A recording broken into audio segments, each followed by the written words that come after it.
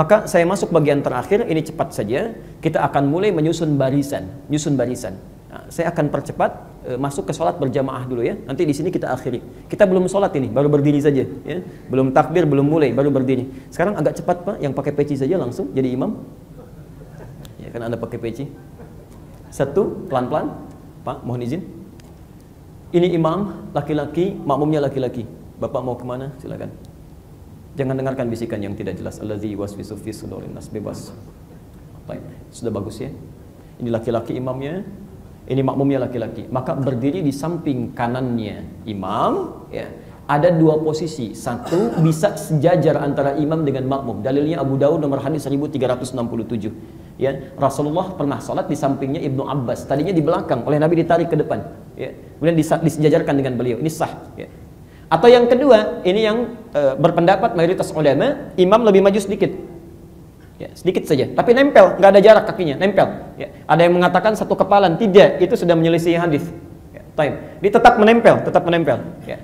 Nah ini ditafsirkan oleh ulama ketika Ibnu Abbas itu ditarik oleh Nabi, usianya masih kecil, 3-4 tahun. Ya, dia khawatir terjadi sesuatu di belakang, makanya disejajarkan. Ya. Dalam sholat yang normal, ada sebagian yang kemudian menafsirkan demikian. Ya, jadi satu lebih maju, makmum lebih mundur. Dua-duanya sah karena sesuai dengan nilai hadis.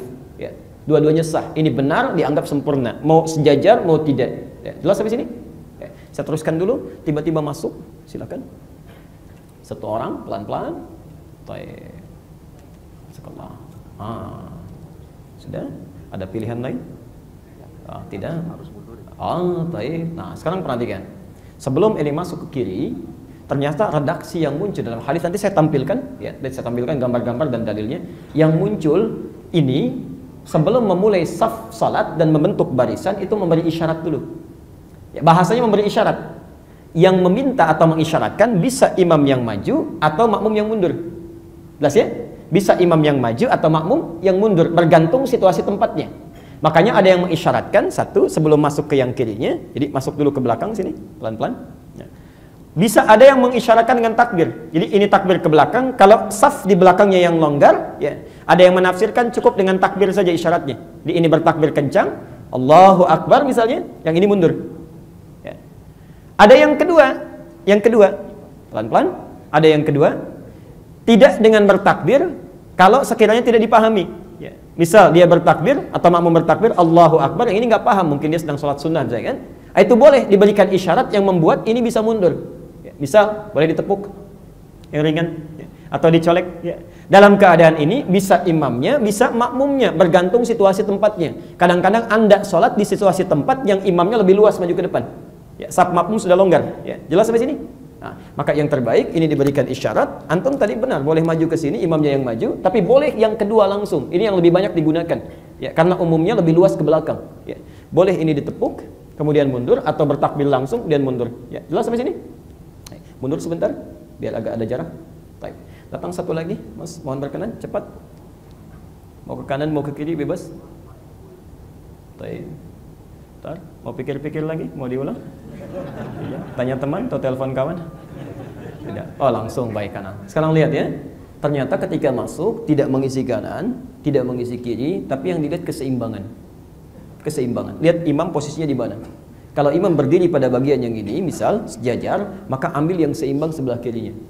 Tidak doyong ke kanan, tidak doyong ke kiri. Antum masuk ke sebelah sini. Baik ya? Jelas? Dilihat keseimbangan. Jadi jangan terlalu doyong ke kanan sana atau doyong ke kiri. Lihat keseimbangan, membentuk saf. Jadi seimbang kita lihatnya.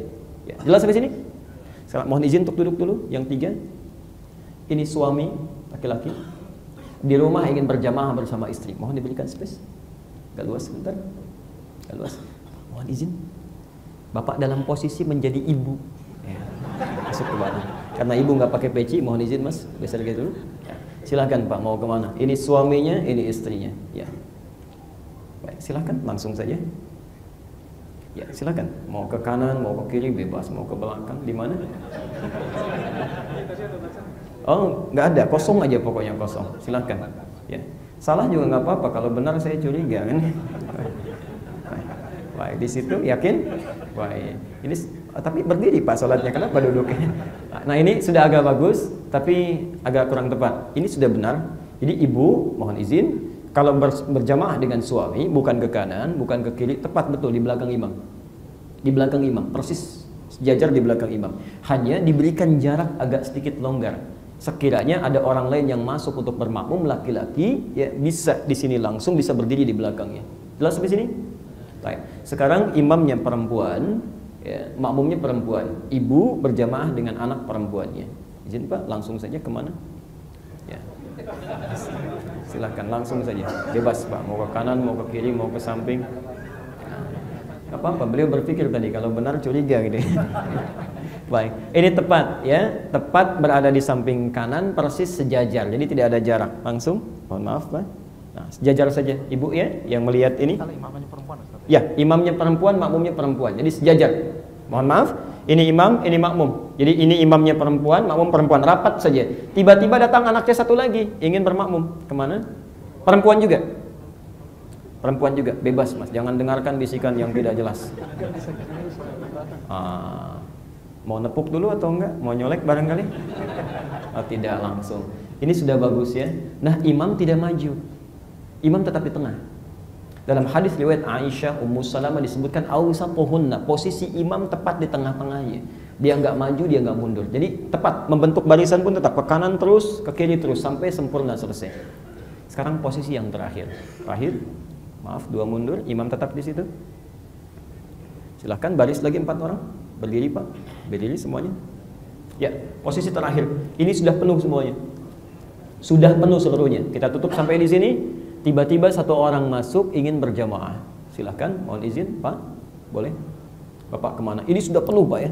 Gak usah nengok, sedang sholat. Bebas Pak, ini sudah penuh pokoknya. Perhatikan, ini sangat baik, sangat bagus. Tapi ini disebutkan oleh Abu Hurairah, ada satu sunnah itu yang hampir punah. Ya, karena jarang diketahui. Sunnahnya adalah jika ada di belakang ini bisa memberi isyarat pada yang tepat di belakang imam supaya dia mundur untuk membentuk saf. Ya, bisa misalnya diberi isyarat dengan ditepuk begini, lembut, ya. Kemudian ini mundur. Oke. Lalu merapat. Dalam keadaan rapat ini kan kosong ya. Nah, ini bergeser yang di sini. Nanti kan membentuk kosong satu di sana ya. Nah, begitu masuk satu orang masuk ke sana. Ini terbentuk saf. Tapi ini hanya boleh dipraktekkan jika jamaah di masjid tersebut sudah paham dengan hukum ini. Ya. Kalau belum, Anda jangan maksa sampai narik-narik nggak tahu sunnah katanya, nggak boleh. Ya. Pernah terjadi di Tajikistan, itu tahu, tapi jangan dipakai main-main dan jangan dipraktekkan. Ya. Itu pernah begitu mau sholat sendirian ditepuk, ini diberi isyarat, begitu ini mundur, ya, dia yang maju ke depan begini. Okay. Itu persoalan yang tidak juga, awas ya, hati-hati, resikonya tinggi. Ya, resikonya tinggi. Bisa ngomong, silakan. Terima kasih banyak Pak, silakan. Baik. Ini posisinya sudah terangkan. Ini ada gambarnya di atas, di bawahnya ada dalilnya, kemudian terjemahannya. Dan pas waktu kita saya kira berakhir sampai di sini.